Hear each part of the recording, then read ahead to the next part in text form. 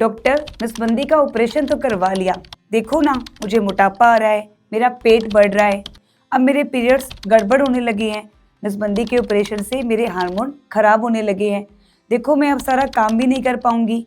तो ये सारे सवाल जब भी पेशेंट्स नसबंदी का ऑपरेशन करवाने के बाद मेरी ओपीडी में क्लिनिक में आते हैं, उनके दिमाग में आते हैं। तो नमस्कार, मैं डॉक्टर सोनिया गुप्ता, आपकी अपनी ऑब्स्टेट्रिशियन एंड गायनेकोलॉजिस्ट।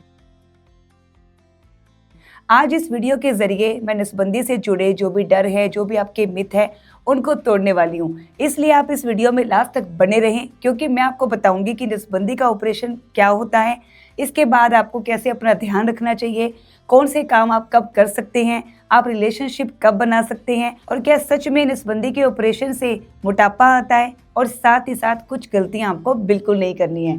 सबसे पहले हम समझते हैं नसबंदी मतलब जिसको बोलते हैं फीमेल स्टेरिलाइजेशन ट्यूबेक्टमी का ऑपरेशन, ये होता क्या है। देखिए, एक छोटा सा ऑपरेशन होता है जिसमें जो ट्यूब्स होती हैं इसको बंद कर दिया जाता है, जिसकी वजह से आपको अनचाही प्रेगनेंसी नहीं लगती है। और ये परमानेंट मेथड होता है कॉन्ट्रासेप्शन का, गर्भ निरोधक का एक परमानेंट सोल्यूशन होता है। जो नसबंदी का ऑपरेशन होता है वो आपके पीरियड्स का जो 3rd 4th डे होता है तब करवा सकते हो, और इसके अलावा जब डिलीवरी हो जाती है उसके बाद भी आप नसबंदी का ऑपरेशन करवा सकते हो, जिसको बोलते हैं प्रसव पश्चात नसबंदी का ऑपरेशन। जब नॉर्मल डिलीवरी होती है तो 24 से 48 घंटे के अंदर ये ऑपरेशन करवा सकते हो, और यदि सिजेरियन से डिलीवरी होती है तो साथ में ही बच्चा बंद करने का ऑपरेशन हो जाता है।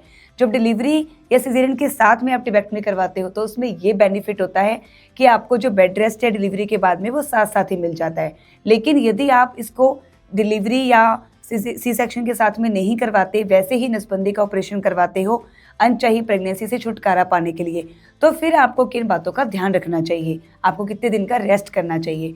तो देखिए, ये बहुत छोटा सा ऑपरेशन होता है जो 2 प्रकार से किया जाता है, या तो दूरबीन से करते हैं या फिर हाथ से ऑपरेशन किया जाता है, जिससे पेट पर 1 या 2 टांके ही आते हैं। इसके बाद जो स्पेशली आपको ध्यान रखना है वो पहले 7 डेज के लिए ध्यान रखना है, जब तक आपके जो पूरे टांके होते हैं भर नहीं जाते हैं।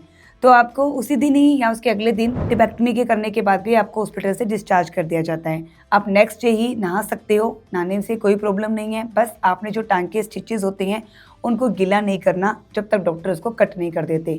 3-4 दिन तक आप बिल्कुल बेड रेस्ट करें, उठते टाइम बैठते टाइम आप ध्यान रखें ताकि आपके टांकों के ऊपर बिल्कुल भी प्रेशर ना पड़े और जल्दी से भर जाए। 3-4 दिन बेड रेस्ट करने के बाद में आप अपना जो हल्का हल्का काम करना शुरू कर सकते हैं, जैसे कि आप किचन में चाय बना सकते हैं, अपनी जो प्लेट वगैरह बर्तन है वो आप रख के आ सकते हैं, हल्की हल्की आप वॉक भी कर सकते हैं। उसके बाद आपको अभी थोड़े शुरू के 7 डेज तक ज़्यादा झुकना नहीं है, भार बोझ का काम नहीं करना है, इन बातों का ध्यान रखना है। जब आपके ऑपरेशन के 7 से 10 दिन हो जाते हैं, डॉक्टर्स आपके जो टांके हैं वो कट कर देते हैं। उसके बाद जो आपके रूटीन के वर्क होते हैं, जो किचन का काम है, ये सब आप कर सकते हो।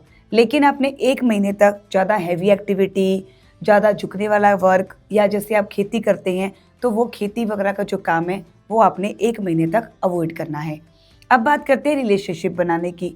तो वैसे ट्यूबेक्टमी का ऑपरेशन बहुत छोटा ऑपरेशन होता है, जल्दी से आपका घाव भर जाता है, तो आप 15-20 दिन के बाद भी रिलेशनशिप बना सकते हो। मगर यदि आपको लगे कि आपको पेन फील हो रहा है तो आप थोड़ी देर रुक जाइए। जब आपका पहला पीरियड नसबंदी के बाद आ जाता है 1 महीने के बाद में आप रिलेशनशिप बनाना शुरू कर सकते हो। अब नसबंदी के ऑपरेशन के बाद किन बातों का खाने का ध्यान रखना है, क्योंकि फर्स्ट डे तो आपका ऑपरेशन हुआ है, उस दिन हम आपको कुछ हल्का खाने के लिए ही देते हैं, आपको खिचड़ी दलिया ऐसा खाना खाने के लिए रिकमेंड करते हैं। मगर अगले दिन से ही आप जो अपना खाना है जैसे कि रोटी, सब्जी, दाल, ये सब ले सकते हो, पानी आप अच्छे से पी सकते हो, और 2-3 दिन के बाद में आपका जो मन करे वो खा सकते हो। बस थोड़े दिन के लिए आपने बाहर का खाना अवॉइड करना है ताकि आपको इन्फेक्शन ना हो जाए और टांकों में भी आपके पस ना पड़ जाए। इन बातों का आपने ध्यान रखना है। अब बात करते हैं जो नसबंदी से जुड़े हुए मिथ के बारे में।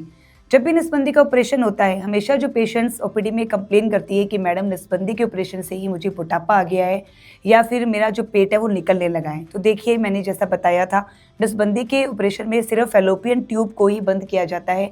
इसमें जो अंडदानियाँ हैं या फिर जो यूट्रस गर्भाशय है, इसको बिल्कुल भी नहीं छेड़ा जाता। तो आपके हार्मोन्स में कोई परिवर्तन नहीं आते हैं। नसबंदी के बाद आप मोटे क्यों होते हो? क्योंकि आप थोड़ा रेस्ट ज़्यादा करने लग जाते हो, आपका लाइफस्टाइल चेंज होने लगता है। हमारी जो इंडियन डाइट है उसके फेवरेट होती है घी और लड्डू, हम वो खाना शुरू कर देते हैं। हम एक्टिविटी कम कर देते हैं, रेस्ट ज़्यादा करते हैं, जिसकी वजह से ही हमारा वेट गेन होता है और हमको मोटापा आता है।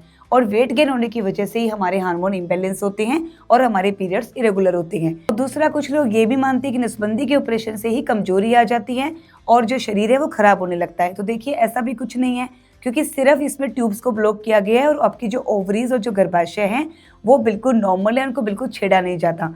तो ये सब मिथ है, ये सब डराने की बातें हैं, आपको इनमें बिल्कुल भी बिलीव नहीं करना है। तो फ्रेंड्स, नसबंदी करवाना कोई भी तरह की कमजोरी नहीं है, ये एक समझदार और जिम्मेदार फैसला है और आपका शरीर इसमें पहले की तरह ही वर्क करता है। तो मैं आशा करती हूँ फ्रेंड्स आपको ये वीडियो यूजफुल लगी होगी। तो प्लीज़ आप वीडियो को लाइक और चैनल को सब्सक्राइब करना ना भूलें और वीडियो को शेयर भी जरूर कीजिएगा, ताकि जिसके भी मन में नसबंदी के ऑपरेशन से लेकर जो भी मिथ है, जो भी डर है उनके मन में, वो भी दूर हो सके। और यदि आपके मन में नसबंदी ऑपरेशन से लेकर कोई भी कंफ्यूजन है तो कमेंट बॉक्स में कमेंट करके पूछ सकते हैं। तो मिलते हैं नई वीडियो में नई जानकारी के साथ, तब तक के लिए धन्यवाद।